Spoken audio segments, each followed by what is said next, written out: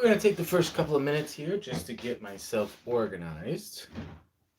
Make sure that the camera is good. Make sure nothing's going to fall or break or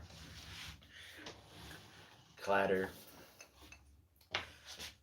Don't need this. Make sure everything's organized. Give you an idea of what it is that we're going to be looking at today, examining, if you will. Let's see here. My in frame. My eyes are cut off. So let's see if we can get this going good today. Find out where the sweet spots are. Find out where we need to be. The problem is the further away that I am, let's see, am I in frame? No, my eyes are still cut off. So let's go a little bit higher. This is the fun part of the expedition. That should be good. I think that we're going to be in frame just enough that you see my eyes. I'm not a Slenderman or a murderer. Here we go. At least I don't have my hood up. There we go. Okay. So I think we should be good right there. We are far away though, so that's going to pose a problem. Something that does come in handy, like if I move the table like this, then you can still see what we're doing, but you don't have access to the stuff that I have in my panel. So I think we're going to be okay there as long as I'm in frame. And they should be. Okay. Got some rubber bands today. We got one person on. Fantastic. We're getting started with this. We're just going to play some music while people start coming in, practicing, if you will, just to get the lungs back to where they should be. Just because you want to keep your options open. You want to keep practicing stuff. You want to stay active. That's what we're promoting here on the channel. So we're talking about things that you love doing it. Why aren't you doing it? So let's take a look at what they've got here. We're gonna play some music and let's see if you can recognize what it is. Here we go. We got one viewer and one like. Remember, that's our goal. Is to have how many of your people are on? We have a thumbs up for everyone. So here we go.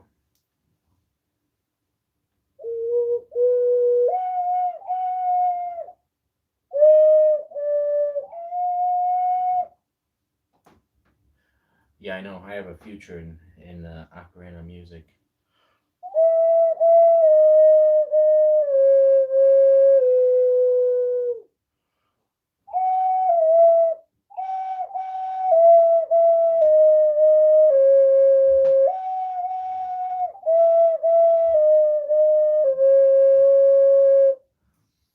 So that was Twinkle, Twinkle, Little Star. How I wonder what you are. That was that. Let's see here. We'll do one more. Just for the fungies of it. So I'm going to do this one here.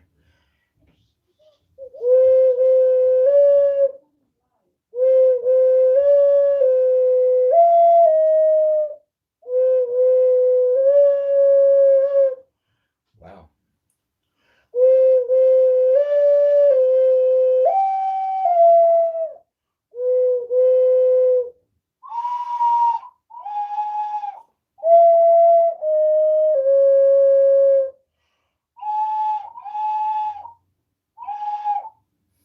That was weird.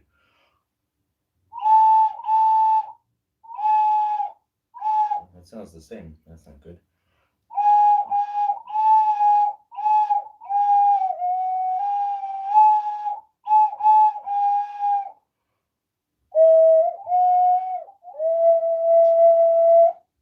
That one was pretty sloppy. We've got two people on. I haven't been watching the screen, so if you've sent a comment and I missed it, it keeps going up and down, so I'm just going to keep an eye on that. We are at 11 o'clock.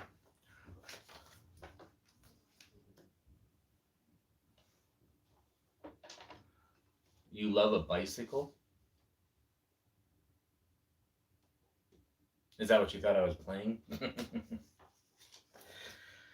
So the first one was Twinkle Twinkle Little Star. The second one was Happy Birthday to You. So we're going to go ahead and put this over here. If you guys want me to play it a little bit more later, that's great. If not, I will chuck it out of here. Yeah, so once upon a time, back in the day, I did learn how to play the harmonica. And I don't know. I would say that I was okay. I was decent. Just like with the cube. I started learning how to do the cube. I can't remember. David, I think you're on. It looks like you're the only one on right now. But what was my speed at one time? I don't. Was it 2 minutes? Can't remember. Getting old. Because at one point I was going to do a cube chat, and it would, if I had continued that, then this would be a great forum for that, because I always thought that the cube chat idea would work better in a live format. Just because I could solve the cube and answer questions. However, you can't really solve the cube and answer questions at the same time, because you can't do both at once. So, if that makes sense, like you can solve the cube and then you can answer questions. 145. Wow. It's on the phone. I can check it to see what it says there. And at this point, I don't even remember how to solve the cube all the way. So it doesn't really help me. Like, just I know I haven't solved the cube in a long time, so that is not good. I get towards the end and then I lose it. So we're just kind of messing around, waiting for people to show up. We've got our regulars that are usually here. Hopefully we'll give them some time to show up. Otherwise, it'll just be the two of us, and that'll be fun. Let's see here.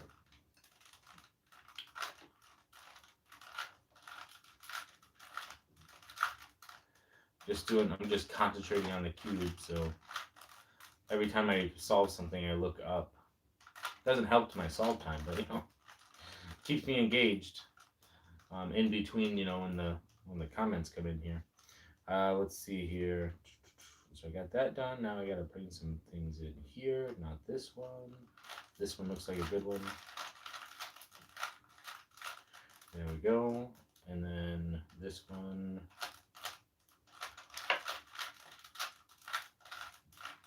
There we go. This one. Did I get it? Ooh, I did. Okay, I was scared on that one. I was like, I don't know if I remember how to do the other way. It's so weird how the brain works, because like I could remember the one side perfectly, but my left side was like, is that right? It's just the reverse of what you just did.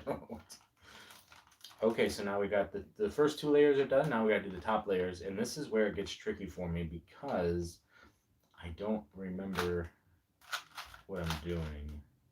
I think I just messed up already. Yeah, I messed up already.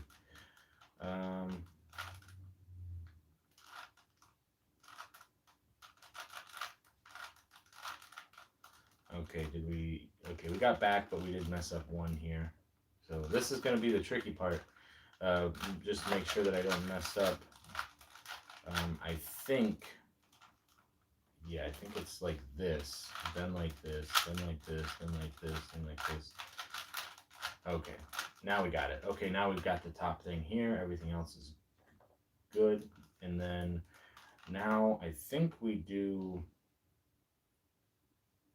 got the arrow here. I think it's the same thing.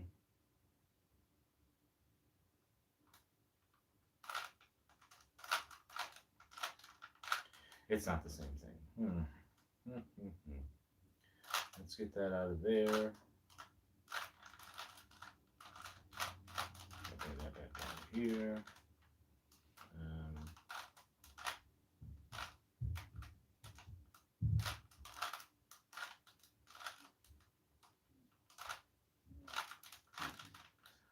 Okay, so just basically brought it back to this point. So at least I got that down pretty good. Okay, so now this is where I'm stuck because I know it has something to do, like I can do this part. And I'm good. Now I've got the cross. Now there was 2 different ways that I learned how to do this, and I can't remember for the life of me either one of those last algorithms. See if I can pull it up here. Okay, I do have one of them. Let's see here. I know one way is to get the top right and then to fix the corners, and then the other way was to get the centers and then do the corner. Or no, I said that wrong. The one way is to get the top pieces all right and then to do the inside pieces, and then the other way is to get the inside pieces and then do the corners. So let's see if I can at least do one of those. Let's see here. So if I spin this around, perfect. Now here's the tricky part. Now you have to get these corners to match up after I've already just messed them up. So let's see here. Find one that's right. It doesn't look like any of them are right, but you want to move something in a certain direction. So I want to move this one over to here. So, oh, it's not that hard. It's okay.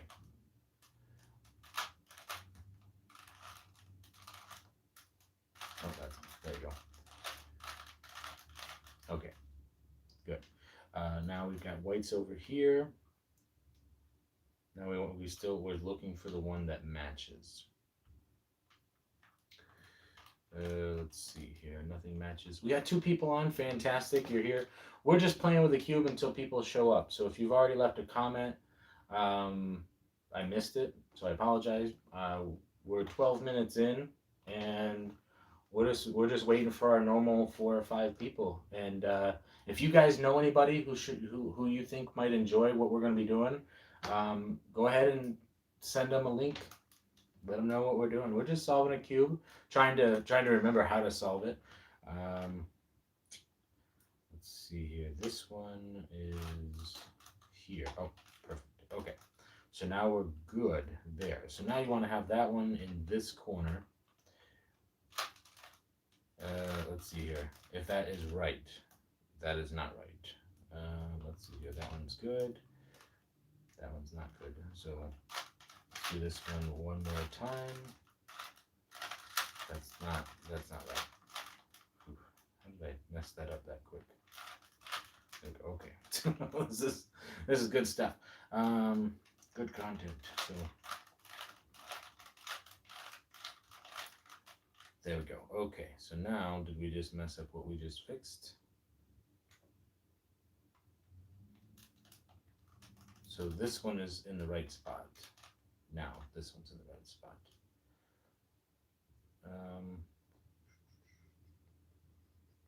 Not in the right spot. Not in the right spot. Not in the right spot. So,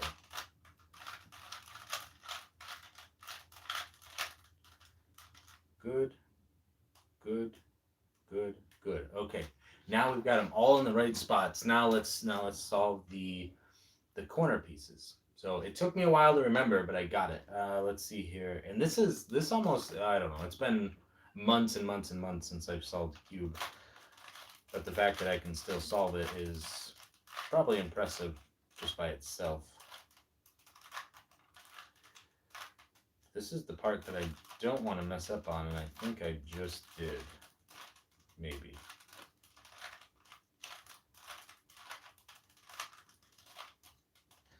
Okay, so there's that. So let's see. Now, if I remember correctly, I've got to turn this.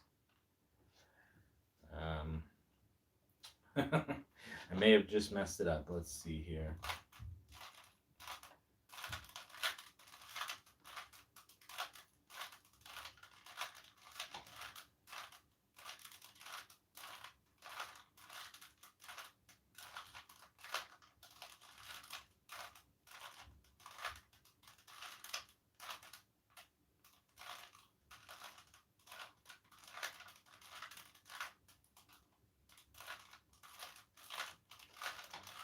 My brain is just so not sure about itself right now.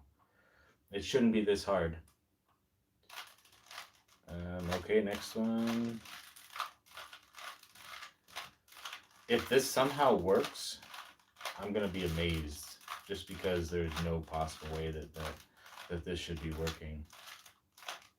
Because I'm pretty sure I'm just mixing up the cube at this point. If I do it long enough, it'll fix itself, right?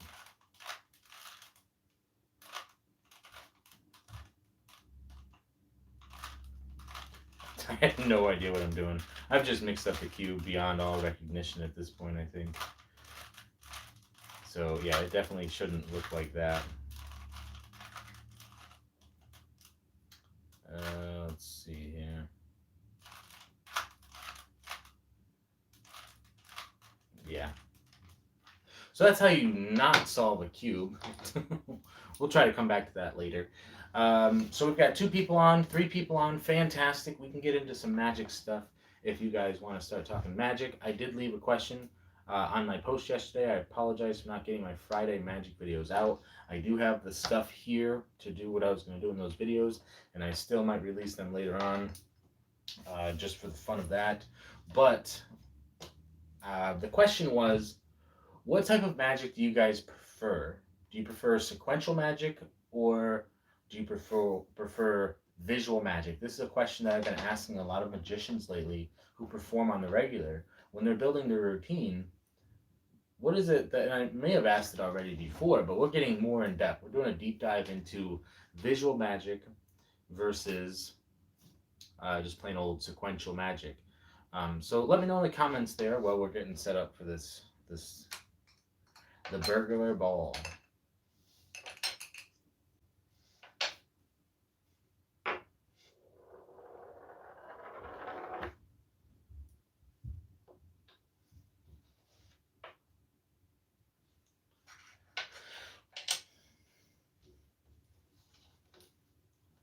If the lighting, it seems like there's a pulsing with the lighting every time I move. Is that annoying to you guys too?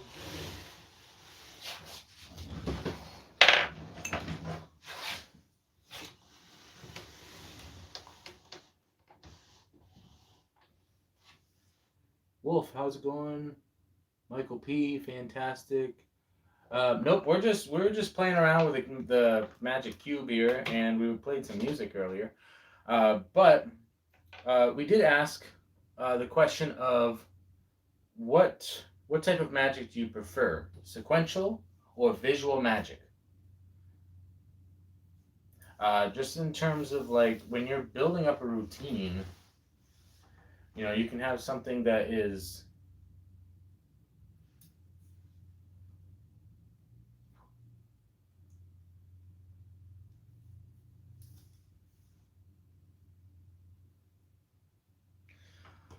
something that kind of goes quickly, where like a color change. Now, a color change is interesting because you can do a swift change or you can do a slow change.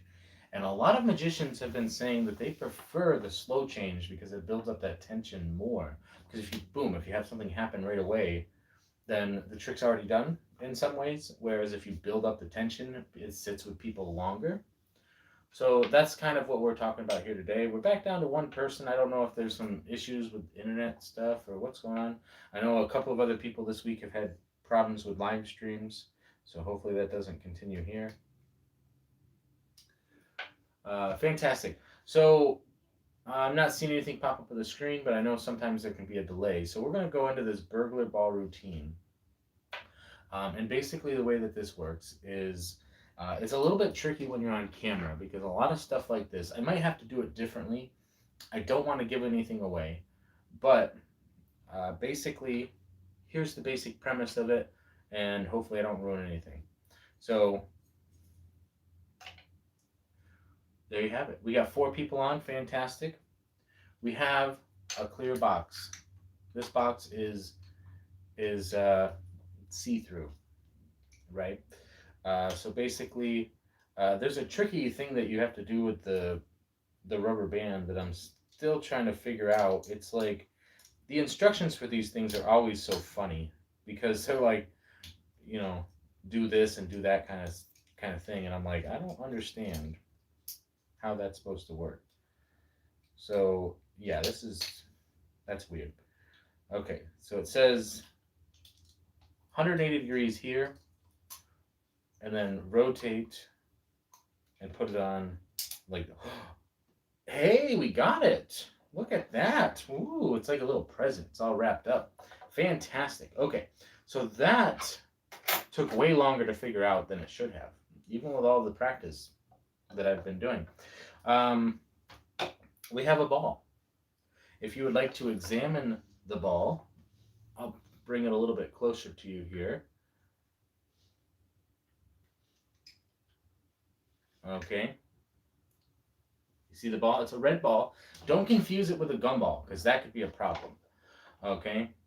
Now, because it's hard, it's not bouncy at all. We tried that last time. We've got this really colorful and fancy thing here. We're going to take the ball and put it over here so it doesn't roll away.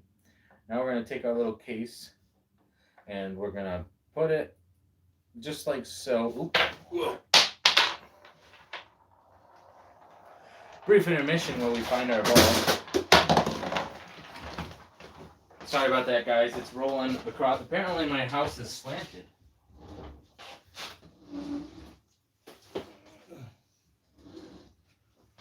And we had another fatality from our display here. What did we lose? Oh, it was the weeping angel is truly weeping.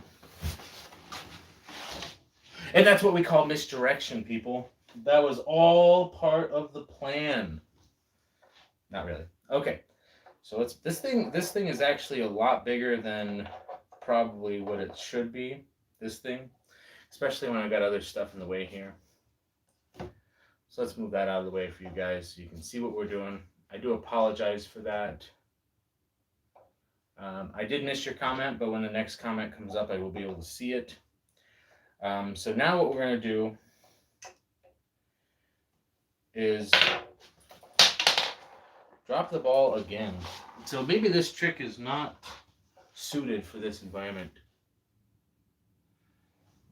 Let's see here. So it goes right here. Now, you gotta be very careful with this thing. So now what you're going to see is you're going to hear, you're not going to see it, you're going to hear it the moment the magic happens.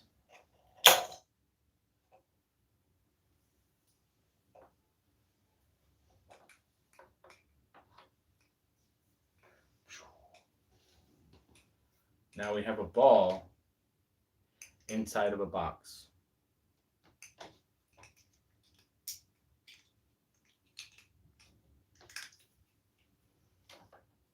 And then you have the burglar ball with a lot of technical issues, physics issues as it rolls around on a table that is supposedly flat.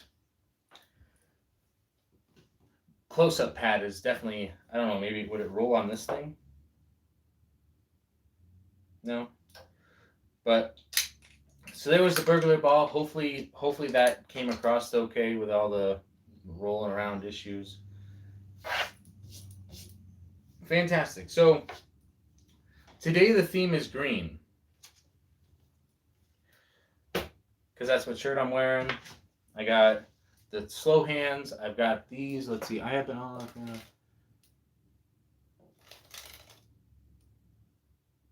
the disappear. You know, it's really well named. You know, because it disappears. It just. And it kept going too. I mean, that's one thing. This is the bad time to figure out that your house is slanted. Because it just kept rolling.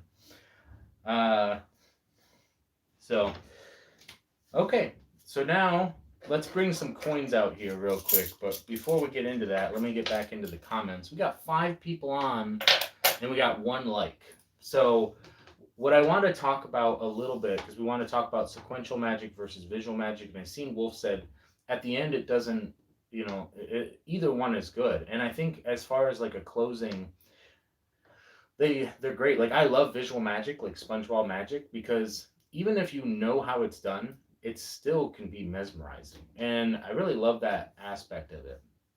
So I asked the magic guys, and the way that they shoot their episodes is not bad, but obviously, like, if you submit something and there's a deadline, then it could be like 4 episodes before they air your stuff. So I know that should be coming up pretty soon. And it's weird to talk to them too, because sometimes when you're talking to them, like, they've already shot a bunch of stuff. So you're actually waiting for the you're waiting for your comments and stuff. And when you talk to them, they're like, "Oh yeah, that's coming up real soon," but yet they still have 4 episodes, 3 episodes that are coming out, and that's a couple of weeks sometimes. So let's so in terms of sequential versus visual magic, I know a lot of you guys do card stuff. So let's see if we can do something here that is pretty visual. So let's see here. So I guess we'll do the simplest one that I can here, that makes sense to me. And this is by no means supposed to be a demonstration of skill or anything. This is just the simple, just a simple color change. But the better you get at it and the faster that you get at it, the more visual that is. The impossible.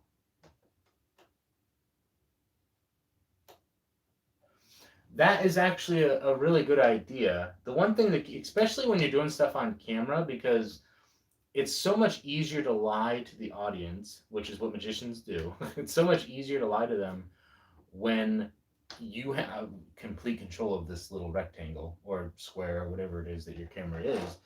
Anything that you have set up is set up by you. It's all of it's set up. It's all sequential at that point. And so if you're doing an impossible routine, you can actually hear the ball roll away and you're like, well, that's gone. But here it is back in.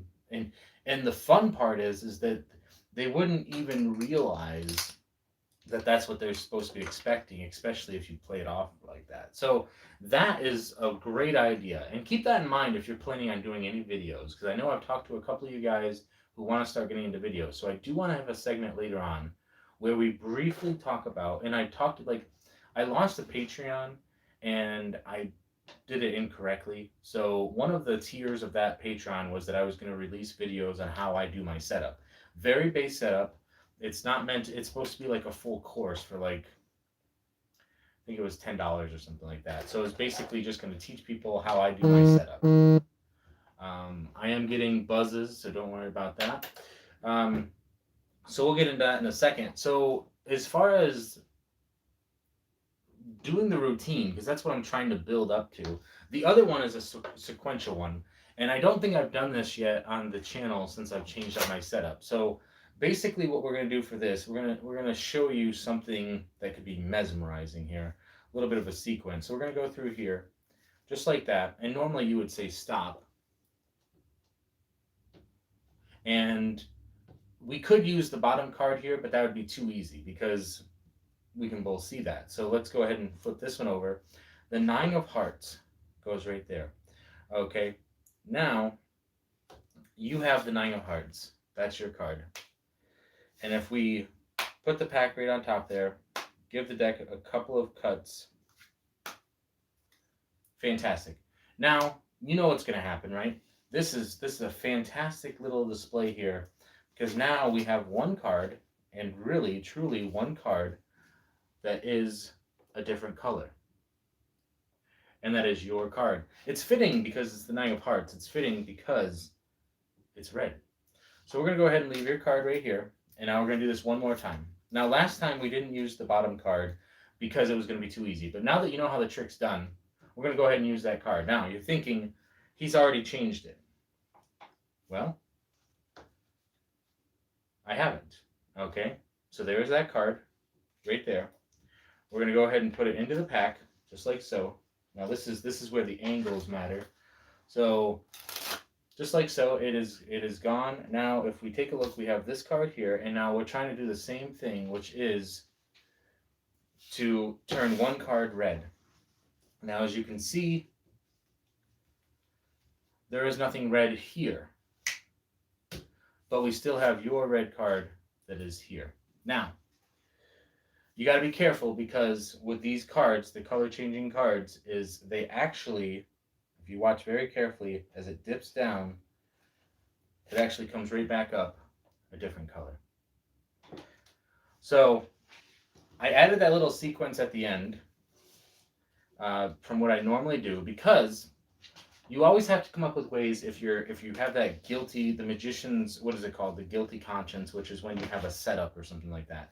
So you want to try to get out of that as cleanly as possible. And on camera, you can kind of do what I just did. I don't think that would work because it's very angly in real life. So those are the two ideas that I have in terms of sequential magic versus visual magic. And do you like what I did there at the end, or was it too sloppy? Did it not like work?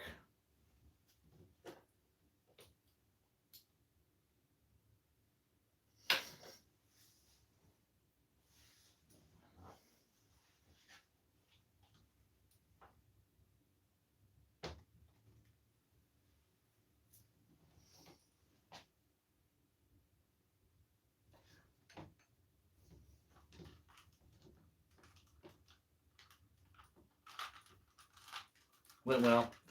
Yeah, I definitely think that it needs more work if I'm gonna do that more often. But that's to be expected, I think. So here's the coin routine that I've been working on. Um, the problem is that it's very hit or miss at this point.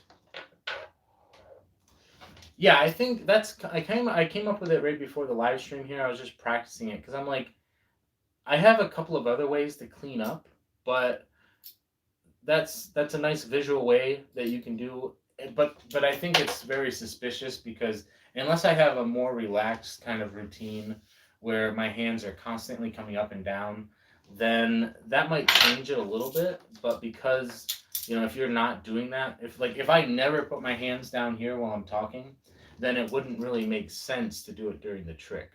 So I think that is part of the part of what's going on there.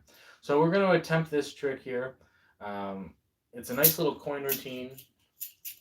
We do have 4 coins here, as you can see. All 4 of them are just like so. And what's really nice about it is that the first one, because we're gonna bring them back over to this side. The first one should be pretty quick. So pretty quick, just like that.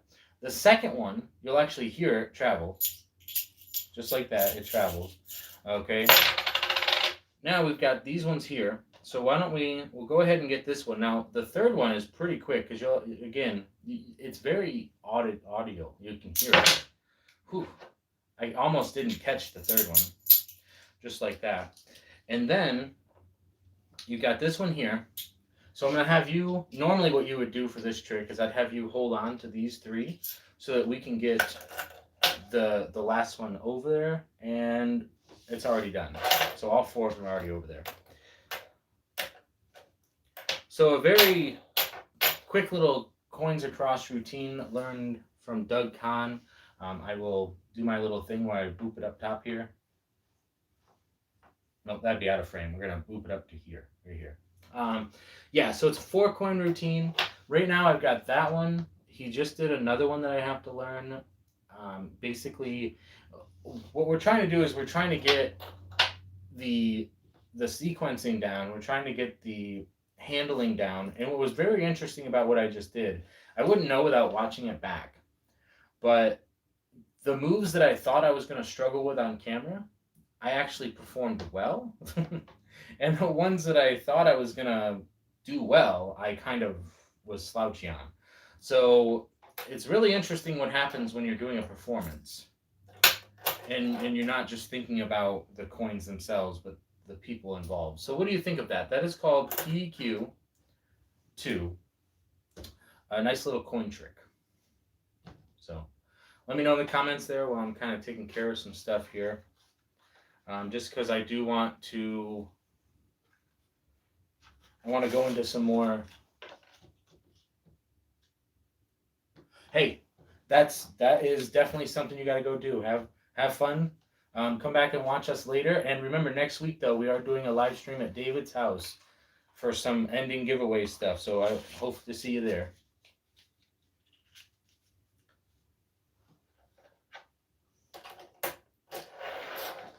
Okay, so that was my coin routine because I'm trying to build up the coin stuff as much as the card stuff. And I've been practicing it, and I wouldn't really know until I look back on it to see how good it was.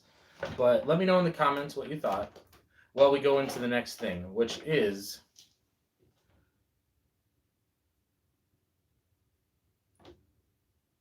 the end was strong. So that part of my issue is that like I can't see because of that blind spot. So I do have to change up my setup, which brings us into what we really want to talk about here today is camera setup and doing videos. So I know Michael P's on, and I know that's something that you have expressed. A lot of people want to get into doing videos, and there's a daunting aspect of just putting yourself out on the internet. And where I got started was all about the hands. But in my daily life, I'm a door-to-door salesman. So this is, to me, this is a format that, because I've been doing videos so long online, this is actually quite easy for me to just jump right into just chatting with you guys about stuff. Um, it would be interesting because I know like the Magic guys do their Zooms and stuff. So it would be interesting to maybe do like a Zoom. But I feel like that would have to be a bigger event with more things happening. I love PowerPoint presentations. I love presenting. All that stuff to me I love it. I love putting stuff up on screen. I love going through all the aspects. Mostly what we do here on the channel, I've said before, is impromptu. So I might have an itinerary for some stuff, an idea of where I want to go, and then I kind of just bring it around to that. So the basics of doing videos on YouTube, um, without even worrying about being monetized, because you have to worry about content first and building an audience. So when I first started doing YouTube, you could monetize from day one. I uploaded my first video. It took me probably a little bit longer than normal. It took me, I would say, almost an hour just to get a 1 minute clip up. So it was very interesting to have to go through that struggle. But I did have help. And then I went through the process of monetizing, which you can't do anymore. You have to have 1,000 subscribers and 4,000 hours of watch time. And then you have to wait at least 30 days after you start your channel. So if you start your channel and you've got a huge following right off, you still have to wait 30 days before the whole system catches up. And this information isn't 100% like set in stone. It's just a matter of what I've learned since I've come back to YouTube. And it makes sense. 30-day turnaround, because you're talking in terms of getting paid, you get like when you get paid the next month after what you earned. So monetizing, we can talk about that later for anybody who wants to get into doing that. But I do want to start talking about what's needed to actually get your channel started. And depending on what type of channel you're doing, you don't need fancy equipment. I'm using my Galaxy S10 Plus as my live stream device right now. That's what I do my live streams on. I have a standard, it's an HD high definition camera. I would not recommend getting the one that I got. I would recommend getting the micro SD camera, because the problem with my setup is that I have to unscrew the camera from the tripod every time that I want to get the SD card out. So I highly recommend that if you're going to do videos like this, you do one of two things. You hardline it, and that requires updated equipment, which I don't have, which allows you to convert your phone or your camera into a webcam. So you can stream your stuff from your device right into your computer. That is probably one of the most efficient ways to do it, because then there is no changing out of anything. So the other way I would recommend is the micro SD card, because when you're looking at your camera, you open up the back flap where you plug in your charger, and there's a little slot that you just push on the thing, and the SD card comes out, and then you put it into a converter, which turns it into a bigger SD card. Then you take it to your computer. Those are the two ways I recommend setting up your camera or device. And the webcam one is probably the way that I'd like to go. And doing multiple camera setups is not a bad thing. I've tried to do webcam videos, and I thought about doing it for the live. but it's not as clean or crisp as my cell phone is. So in terms of that kind of setup, that's perfectly fine. As you notice, we have so many issues with how I'm doing things set up like this, where I have to constantly move stuff and I have to constantly reach for something. What would be great is if I can literally have my laptop set up right here, and when I'm done, I basically just click the button and it just shuts everything off. That would be ideal. So those are the types of things that you want to consider when you're talking about your camera. As far as lighting goes, if you're doing outdoor videos, lighting's probably not like that big of a deal. Um, but it can still be a big deal depending on what type of stuff you're shooting. So I basically just have box lighting, and I've recently discovered that these are not as fun and interesting as some of the lighting that's out. If you watch like Andre Jake or Chris Ramsey, they've got those big orange bulb things. Those are sweet because they actually have them in the background and they look cool as part of the video. If I had these in the background, they would just they're just these big white boxes. They're not fun at all. And then the other ones that I saw is the ring lights for your cell phone, which I'm like, well, I'm already using my cell phone. Why don't I just get a ring light setup for my cell phone and then just have all this light basking me in its glory, you know? So I've considered doing that, and I think that would be good. So you have lighting, you have your camera. There's not much to talk about with lighting today. It seems like there's a little bit of a, yeah. When I do this, it's the lighting changes. So I think maybe it's where I have it today because I have to constantly move it. But lighting is something that you want to keep in mind. Like I've got all these shadows behind me here and here. When I do my reviews on the table, I usually don't have that issue because I have the lighting like right here, just kind of whitewashing everything. So just something to consider, a little bit of lighting. The camera work, either a camera or a smartphone works just fine. The difference is, and this is what I miss about doing it on the phone, is I can't actually edit any of my stuff. So everything goes straight from the phone right up online. I can't do any wipes. I can't, which editing is a different video that we might do if you're interested.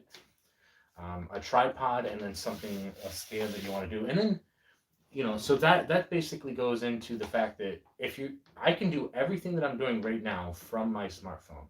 Everything that I do right now, I check my YouTube stuff, I check my Instagram, I check my Facebook. I haven't actually been on the laptop doing anything for months.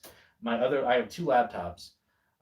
My other laptop that I use for like my D&D games and stuff like that, I only get on it for the D&D games. That's the only time I ever use my laptop. Like I'm thinking about getting a tablet because carrying around the laptop just is so bulky and it's just problematic. But don't neglect the laptop because when you're talking about computers, you're talking about watching. There's three different methods of watching stuff, and when you're building your channel, consider cell phone users, computer users, whether that's desktop or laptop, and then consider people watching it on the TV, because those are three different platforms with three different formats that changes your videos as you're doing it. Because like if you're watching me right now, and if you're watching me on the big screen, then we're talking about this big guy on the screen with all this stuff. But if you're watching me on your cell phone, you're like, it's little. So keep that in mind. A lot of times, like the sound on my video seems to be okay. When we did a video at David's with the camera, it was we did the blacksmithing video with the pizza axe, and the sound quality was not so great because of how far away we were.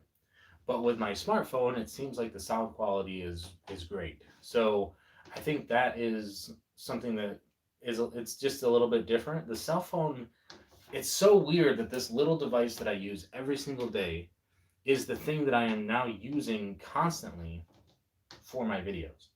So that is something that I can't recommend highly enough. If you have an updated cell phone and you want to do videos, you can literally do everything from your cell phone, but you're going to lose some stuff. The things that you're going to lose is the ability to edit on your laptop and to do these videos that have these cool little things happening and all that stuff. I have a couple of apps on my phone that I use to edit my thumbnails. I have a couple of apps that I use to do like artwork and just a couple of designer stuff, and then I do have like a video app that I could load clips into. That's what I made my intro. that I started using a while ago, but I can't edit my videos on the phone yet, or at least I could. I just don't because the phone is not set up for that. That's just the one thing I'll say about that. So you've got your camera or whatever device you're using to film. You've got your tripod set up. You've got your lighting. You've got your base here. Now you can either use your phone or you can use your laptop as your editing device, or if you have a nice tablet, you can use that. And those are really all the things that you really need in order to do videos. But the one of the most important parts about doing videos is the niche. And when I first got started out doing videos, I did Jesse's tour reviews. So I did fast food tour reviews because my mentor, fast food tour reviews, that was his name. He is one of the biggest. Well, I wouldn't say biggest now. He At the time he was probably one of the most famous on YouTube type of toy reviewers. But now we've got a lot of like Evan Tube, and he's kind of even been overshadowed by Ryan's toy reviews and a couple of other toy reviewers. So I learned specifically from him. So I knew for a fact that my channel could grow quickly. I've had questions recently on the channel as to why my videos aren't performing as well as they used to. I have videos with 200 to 500,000 views, and I would consistently get 10 to 20,000 views on each video I uploaded, if not more. That wasn't always the case because there's always stuff that you upload that just doesn't perform well, but that would still be in the couple of hundreds, if not the lower thousands. Now I upload something and I get 20 pretty consistently. So thank you guys for those of you who are watching my stuff. I love that, but I'm rebuilding the channel. Subscribers are nice to have now, especially when you're trying to build and do stuff. But YouTube is all about building your audience out in the crowd, basically. So when you're talking about uploading a video, you need to have people in your pool, and this is generated by information on YouTube, which basically says when you go to your analytics that your videos are being watched by 80% of them, or depending on how good your channel is, 80% of those are from non-subscribers. Because if I uploaded a video and I have almost 4,000 subscribers, you think I should get 4,000 views on that video. I don't, though, and part of that is because a lot of those subscribers, one, are from a different niche because I'm not doing the same type of videos. The second thing is that it was 2 years since I stopped, so you have to consider that the kids who were watching my videos have now become teens, or they're into different things now. So, or maybe the accounts that they were using are no longer used by the same people, or there's so many different things that could be the case there.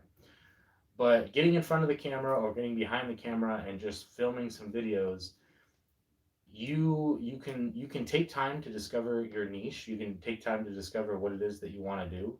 But putting time into those videos requires that you don't have to write everything out, but you have to have a plan, a path. And right now what I'm doing is, it's entertainment, but it's magic, it's reviews, it's educational to a certain degree. Like I'm showing you magic toys, basically, is what I'm really looking at doing, in playing cards. And then we do magic theory, we do conversation, because I've kind of taken the channel into more of a vlog style channel, and this gives me a chance to communicate with you guys.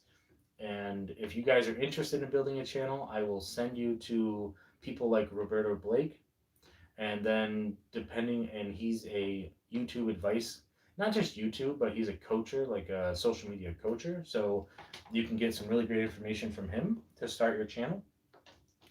And then if you are interested in, depending on what you're interested in doing, we can find a couple of people that do what you're interested in doing and send you over to their channel so that you can, I use the word emulate because there's nothing wrong with doing something that works, but you have to find the you in that process. So if you're just, and I bring this up because if you watch my older videos and you watch fast food tour reviews, I was literally using the same studio for everything that I was doing at the time.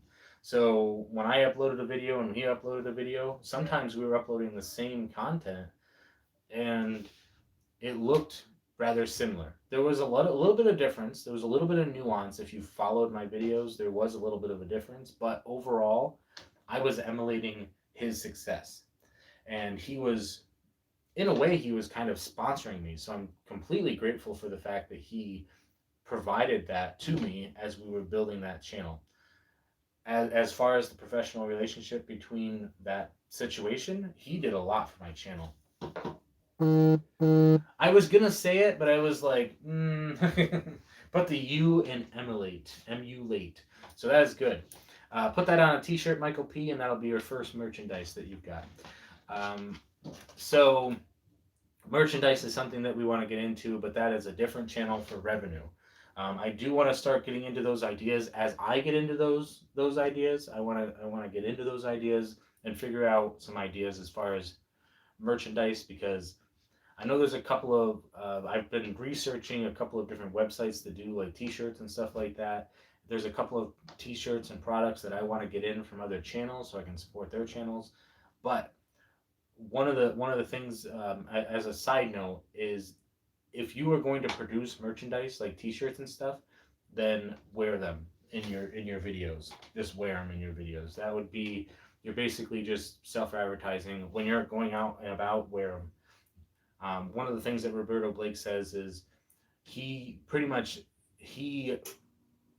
uses his merchandise to fund his wardrobe, basically. So he's constantly wearing his stuff when he's out and about, and people will be like, "Oh, well, that's cool. Where'd you get that?" "Oh, it's actually from my business." So it's just a great way to advertise. So back to the idea of producing the videos and doing the channels. Like right now, I'm consistently getting an hour plus on a lot of my live streams, and I'm having very little issue getting to that point. And we can talk all day about creating a YouTube channel. We can talk about what I do to create the channel and to come up with those cute little, not cute, depending on your channel, coming up with those solid catchphrases that really catch people and bring people back. So I was never using the stay positive, stay active, and stay awesome until I started doing videos again. Before I was doing stuff like thanks for watching, and it was just really weird the way I was doing stuff. Like, stay tuned for more videos coming real soon. I just do weird stuff like that to kind of like change my voice to try to get, just to kind of make it more fun. And we were watching my older videos, and the toy review stuff, there were funny jokes, there were funny gimmicky moments because it was all organic based on the toys. But watching my newer stuff, there's a lot of this type of interaction, which is definitely dedicated to a higher level audience. So I'm hoping that my information is great to you guys. I'm hoping that I'm sending you to the right people in order to start your journey if that's what you're interested in, or just providing solid entertainment for you guys. I've got 3 people on right now. I've got 3 likes on the live stream. Michael P, I've seen you commenting. David, you're there. And then it keeps going up to like 3 and 4. I think we had 6 people on at one point. As far as building your channel, bringing it all around, SEO is the most important thing. You're very welcome. One of the most important things that you can do, even more important than getting people to like and comment on your videos, because those are great to get it spread around, but what really does it is SEO. SEO is search engine optimization. So if you're going to build a channel, I did not focus on this for a long time. I did it without realizing what I was doing, so that was one thing. But I took social media classes, and I actually have the book right here. Of course, it's buried under everything. This is a guide to social media marketing for small businesses. So I got this book. I actually got, I don't know, I had like 3 of them. I think David has one of them. But I got this book when I was part of the social media internship, and the information that is in here is absolutely tremendous as far as building your presence on social media, and just kind of just having, in terms of SEO, this is what I was learning at the time. I don't think we ever used the term SEO, but we did talk about tags, we talked about descriptions, we talked about names, what you really want to try to build is when somebody searches something on YouTube or on Google or on the internet, you want your stuff to show up first. Now, there's a couple of ways to do that, but it's not always going to be possible depending on the popularity of other people. So right now, the what I did on Wednesday is I uploaded 4 videos, and I did them a little bit differently, but I programmed them all the same way in terms of my SEO. And David and I did an experiment where we looked to see if the videos were showing up under those tags, under that search results. And it changed every time we did the search, but my videos that I uploaded that day were showing up under deck review videos or deck review video. So there was like, the thing that I'm competing with is skateboarders, the decks that go on skateboards. I'm competing with other YouTubers, but the weirdest thing is I'm also competing with people who build decks, and they have like product stain and stuff like that for their decks. So we're talking like, the porches, so you have to be familiar with who you're competing with so you can figure out how to get your content ahead of theirs. And so that's kind of what I'm working on now, doing a couple of experiments to see how I can generate and get my videos through the algorithm basically by doing SEO stuff. So titles, thumbnails, which I've changed up my thumbnails. I'm trying to do some experiment to see what thumbnails people respond to better. There's actually a program that I should probably get. I think it's called, I know there's like TubeBuddy, and I got to go back to Roberto's stuff, but there's a couple of different things that you can get that will help you with that.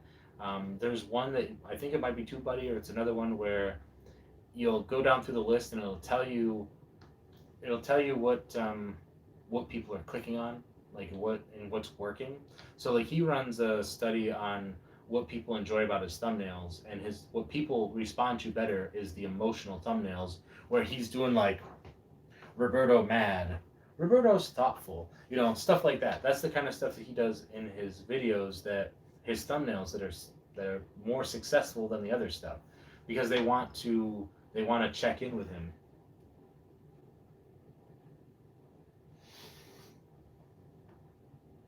So I've considered doing that. That's what we're on right now, like writing down like what it is that your channel does, and then figure out how you can get that to the forefront. The example that Roberto gave is during his live stream when he was talking about this, so I'd highly recommend going to check that out. I can link it down below. Is that he optimized his live stream before he even went live. So he filled out all the stuff before he even uploaded it, or before he even went live.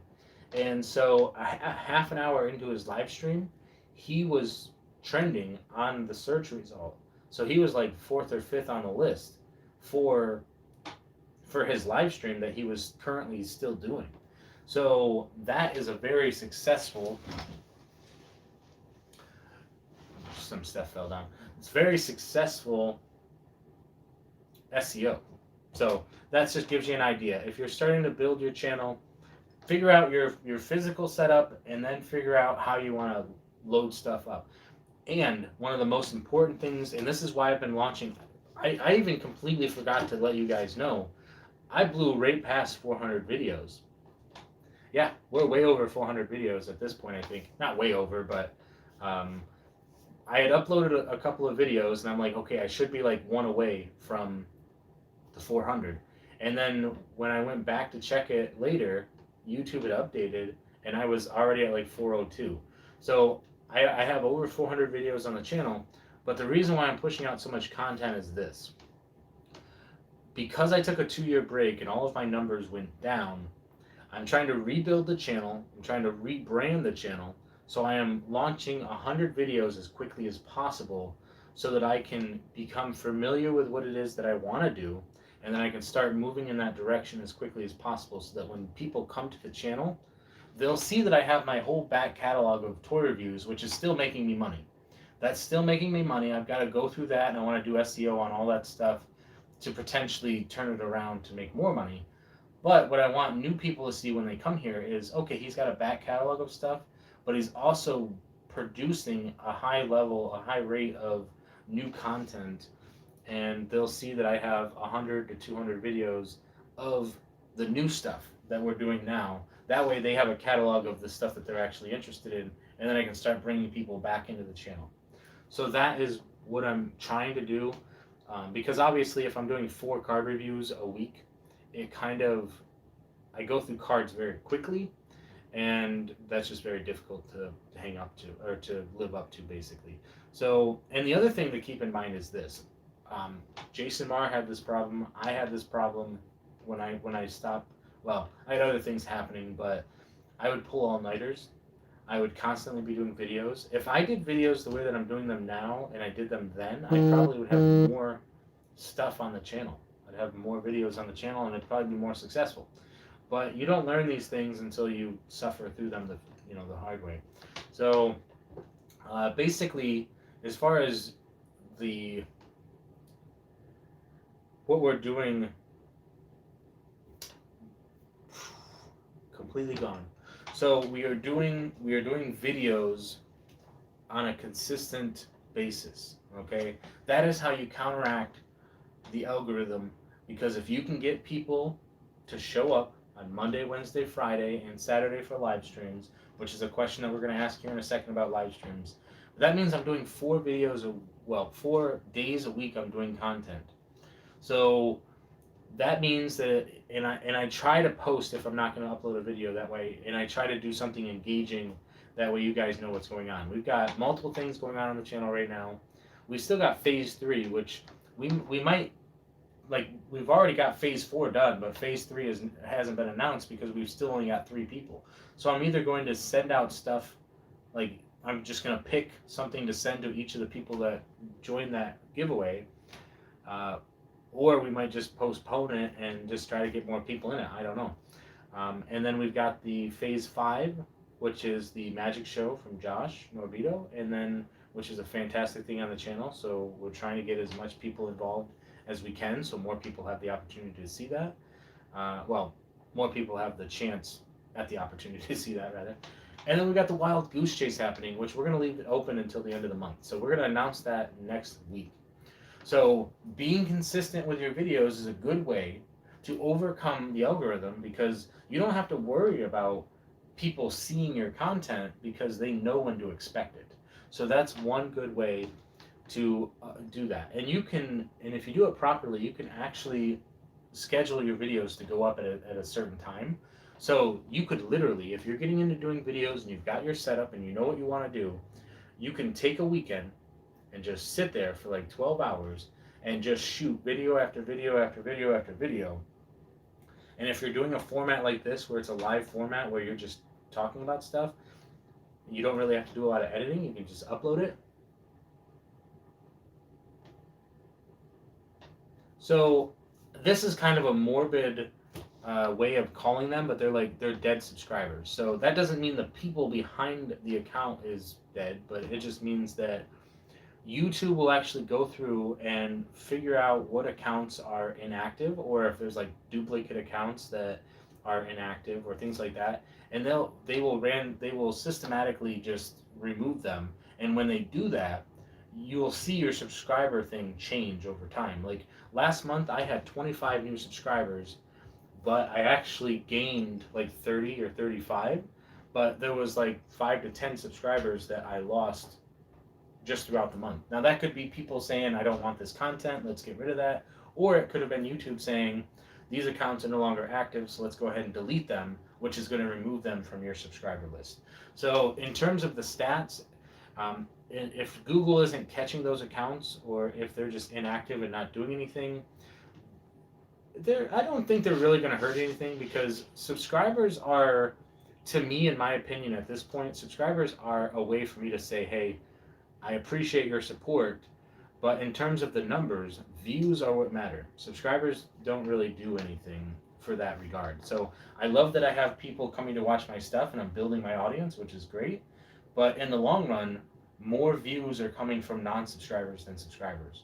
So it's not really going to hurt you one way or the other, because eventually they're going to be phased out anyway by Google once those accounts are deleted if they're inactive for a period of time.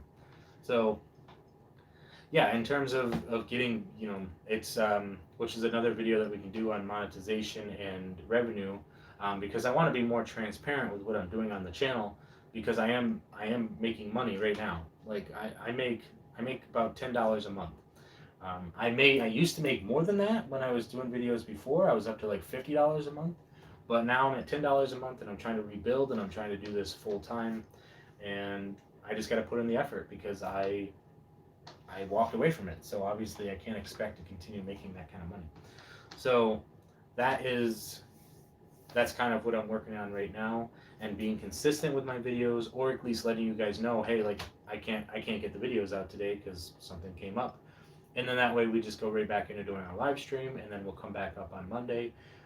The problem with Monday is that's my review day, and if I don't have videos, if I don't have toys to review, like I've even considered like doing like board games, and because I'm just pointing over there, board games and the heroes versus villains. I never actually reviewed. That's a different set of cards.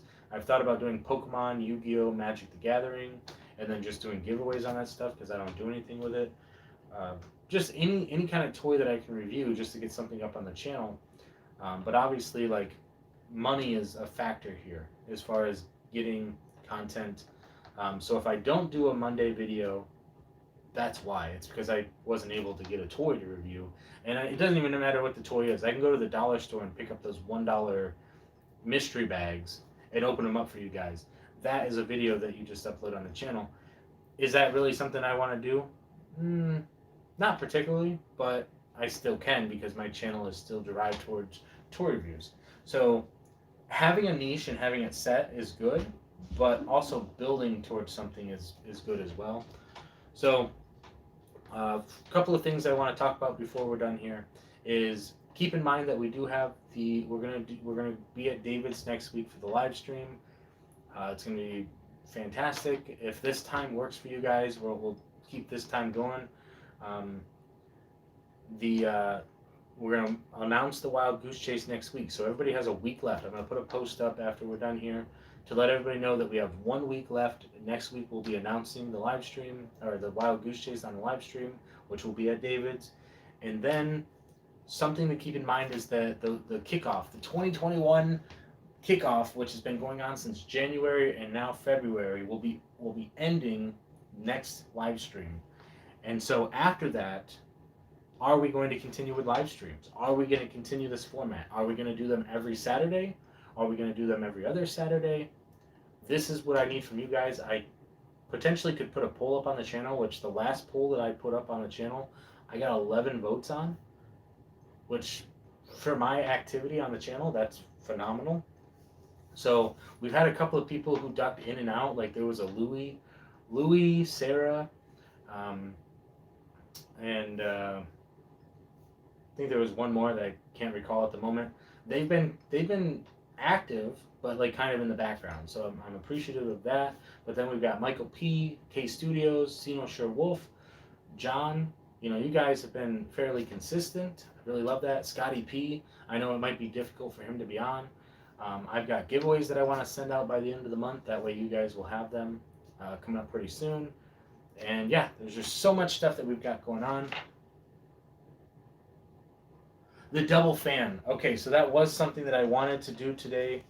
I actually picked the first playing cards partially because of that, because of the thing on the back there. So I've been practicing a little bit with some different methods, and I don't really have anything down yet that I'm like super set on. But let's see what we've got here.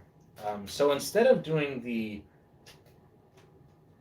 top shot, because that is, one, it's unpredictable for me right now, but two, the main purpose of the top shot is that it flips over the card. So what I've been trying to do is something a little bit different.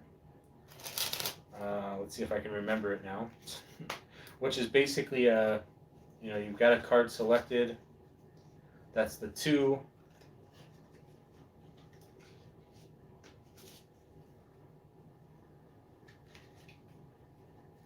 And then instead of doing the top shot, you're basically just grabbing the top card, doing the double fan, And then if you get lucky, depending on the cards, you just separate them like that, put them on top. You can use the fan as a way to like throw off the trail that the two is there. I had a different way. Here's the problem with practicing something at like 3 in the morning. It it's like, oh, this is a fantastic idea. I think Jason was talking about this too the one time. Like you're practicing something like really early in the morning when your brain is like in a different mode, and then the next day you're like, what was I doing again? So I think that's kind of what happened with this one. I know it's one of those where you just get it to the top, and then something like this. And then I had one. Okay, here was the other one. So one was getting it to the top. The other one was getting it to the bottom. And then that didn't work. What was I trying to do? Oh, sorry. Okay, so to get back into it here, this was the idea. So it's coming back to me now. So basically, you put it in upside down, just like so, and then you give the deck a nice little cut, you flip the cards over, and now you just say something along the lines of, that you're like, we're looking for a specific card that makes their card upside down in the pack. So now you've done an upside down reveal. There's a couple of different ways you can do that. And now basically it is up down. It's the sharks are fighting over the selected card. You've got a beautiful fan, and that fan will show your card. And now you're just set up to close the fan, and you're good to go. So I think that was kind of what I was thinking was, even if you wanted to get into it like this, we've got the 6 of Hearts.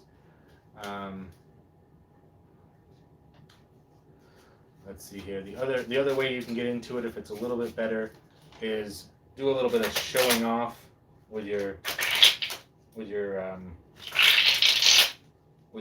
spiky, sharp sounding, squeaky. Can't remember what that's called now. The spring. That's what it is. Your squeaky spring, right?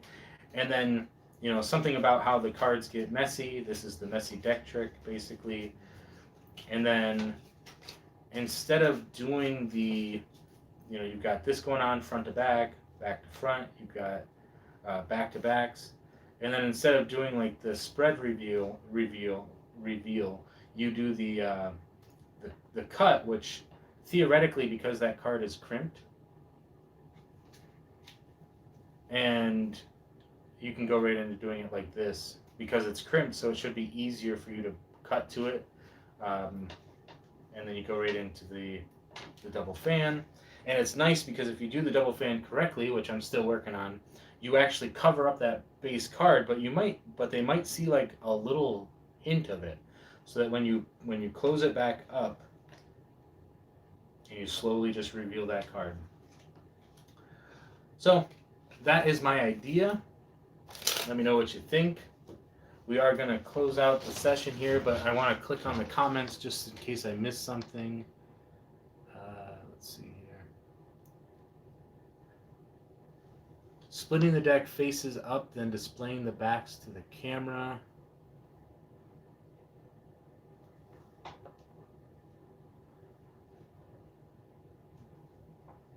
Let's see. Splitting the deck and displaying the backs. So like, is that what I just did? Maybe? No. So splitting the deck.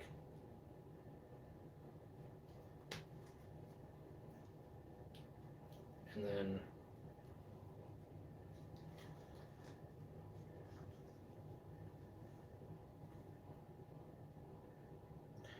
so that could work. I mean, same basic idea, especially if because you don't want to expose that card. So I suppose you could do something like this where if it's in the middle, I think that might have been what I just did, but let me try. Yeah. So like the card's upside down, you're attempting the fans, you show it like that, they can get a glimpse of what's on the inside, and then as you close up the fans, just to keep everything nice and neat, they can clearly see their card. So I think that was my latest version of the double fan reveal. But it's still, like, the way they close it up is still, like, still nice. But I can't do... Yeah, so I was probably in the middle of doing that as the comment showed up, and then I missed it. So yeah, I mean, so that is, I feel like that's a decent idea. It'll just take a little bit of time to get it down smooth.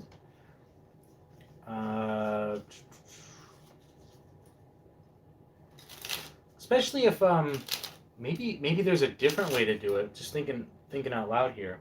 So, like, you've got a card that's upside down. Instead of doing like that's the center card, do it like the let's see. So it'd be from this side. So you have a card that is face up. It could be their card. So when you go to do the fan, and that's not going to work very well, but let's get more onto this side here. So, like, when you're going to do your fan, yeah, see, I got to do it a little bit cleaner. But basically the idea is that kind of like this fan, where you gotta really spread it out to get it. But something like that, where you can see that the card is upside down. BS, what's that?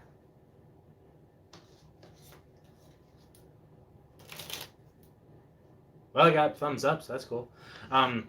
But so I think that is a... so the idea is that the upside down card, instead of being revealed in the center, is revealed in one of your fans. And then if you do it correctly, when you close it up, it'll be closer to the top, maybe? I don't know. I'm just kind of thinking out loud here. So, just something to consider.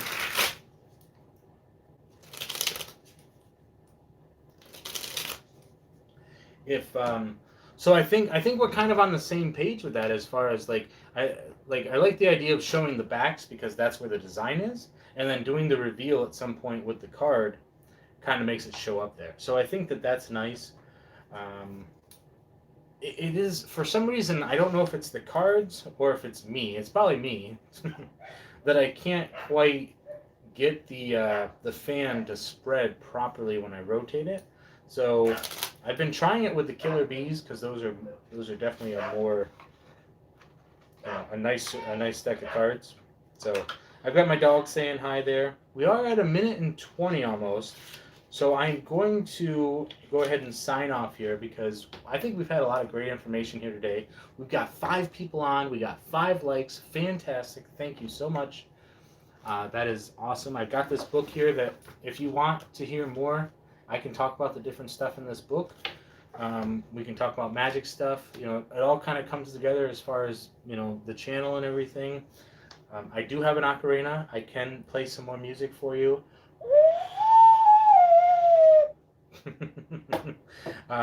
Serenading, right?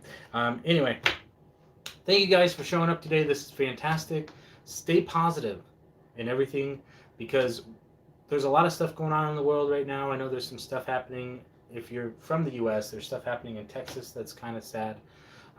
So that's something that's happening. There's stuff happening all over the world, so be mindful of all of that.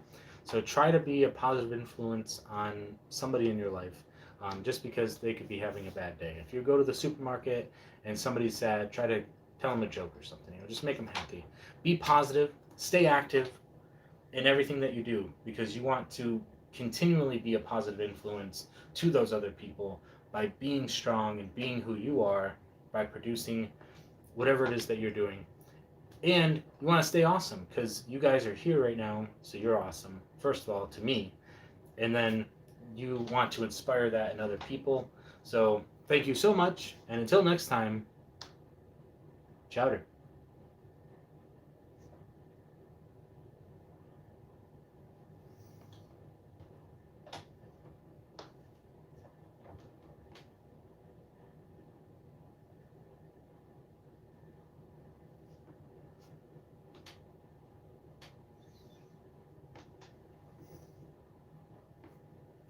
Now I'm just messing with it. Okay, we're gonna click the button. Yep. So see, why do you guys do this? Why do you guys let me do this? I'll just sit here all day, just waiting. I'll just wait.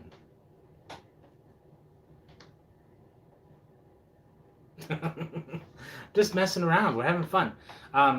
For you guys that are still here, the Wild Goose Chase, if you need help, go ahead and send me a message, and we'll try to work through it. You're still here. Fantastic. You guys are still here for the bonus content. This is bonus.